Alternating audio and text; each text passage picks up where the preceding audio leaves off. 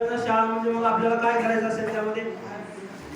10 दिवस काय करायचं दप्तर आणायचं नाही म्हणजे मुलं काय घ्यायचं काय मग त्याच्यामध्ये व्यावसायिक प्रशिक्षण आणखी काय घेऊ शकतो आपण बरोबर आहे सरांचं म्हणजे त्याच्यामध्ये वेगवेगळे उपक्रम राबवायचे आपल्याला आणि 10 दिवस दप्तर आणायचं नाही म्हणजे 2 टप्प्यामध्ये त्याची विभागणी करायची पहिल्या सत्रामध्ये 5 दिवस आणायचं नाही दुसऱ्या सत्रामध्ये 5 दिवस मग ते 5-5 दिवस दप्तर नाही आणायचं तर मग त्या मुलांना आपण काय काय त्यांच्याकडून ऍक्टिव्हिटी करून घ्यायच्या काय करून घ्यायच्या की आपलं काय मत आहे सर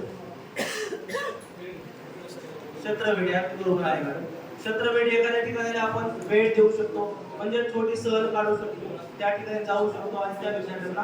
प्रत्यक्ष अनुभव देऊ शकतो तसंच आणखी काय करता येईल आपल्याला